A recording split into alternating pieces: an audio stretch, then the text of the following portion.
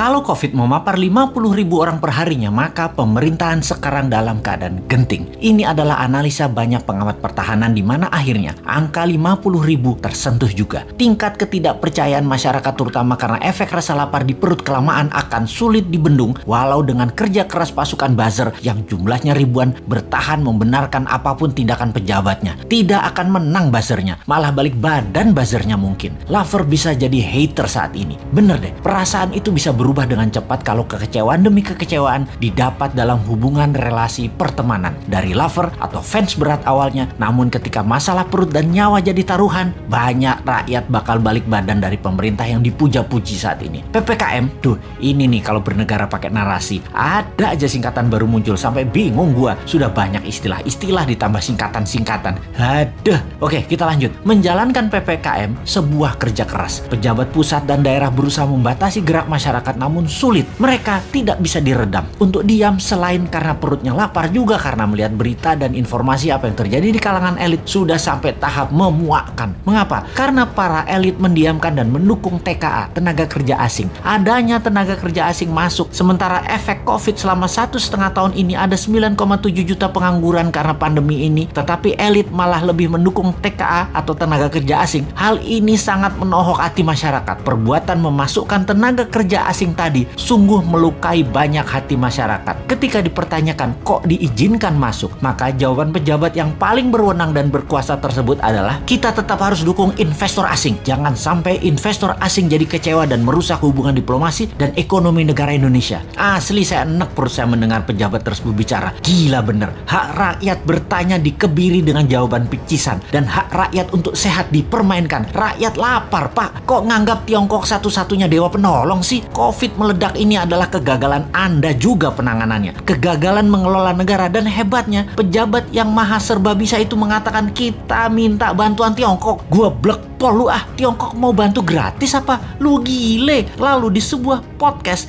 jawaban Anda pedagang bener deh. Asli Anda ini pedagang. Gue pikir lu negarawan. Kok bisa yang maha baik di pucuk pimpinan masih menggunakan orang seperti begini? Ampun Gusti. Ujian apa bangsa ini sampai diberikan dan mendapat pemimpin dan pejabat model begini? Wahai Tuhan yang maha membalikkan hati, sudahilah hati mereka yang tersangkut karena kesederhanaan pencitraan, menjadi mereka mendapat melihat dari sisi yang lain. Dan ingatkan kepada dirinya bahwa selama ini ketika rakyat membelanya bukan berarti selamanya membela dirinya. Kalau nggak amanah, kalau hanya dia lagi yang diuntungkan, kalau pajak makin tinggi, kalau makan makin mahal, kalau kesehatan makin memburuk, ketika ketidakamanan terbukti dan yang tadinya mendukung memberikan amanah ke Anda, mereka punya hak mengambilnya kembali. Jangan marah dan kecewa wahai para pejabat yang terpilih. Anda menentukan jalan hidup Anda sendiri. Manusia menulis sejarah hidupnya sendiri. Begitu juga Anda para pejabat. Sejarah apa yang mau kalian tulis atas jalan hidup Anda kelak dikenal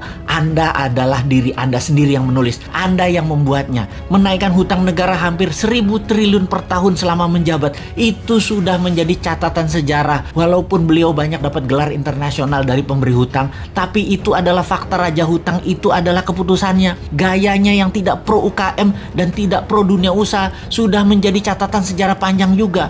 Dan menaikkan pajak-pajak serta memajaki hal-hal yang aneh-aneh adalah solusinya juga telah menjadi sejarah dirinya yang dipilihnya untuk anak bangsa, dan cicitnya mencatat dan melihat hal itu. Kembali ke COVID, untuk mencapai rekor tertingginya saat ini dan produk solusinya adalah terbanyak barang impor semua yang namanya antigen, PCR, vaksin, masker. Ada baiknya ke depan kita menggunakan produk-produk lokal yang dibiayai dengan strategi MMT, printing money. Duh, gregetan banget mau bantu negara ini. Sulit bener ya. 3 tahun lagi itu lama loh.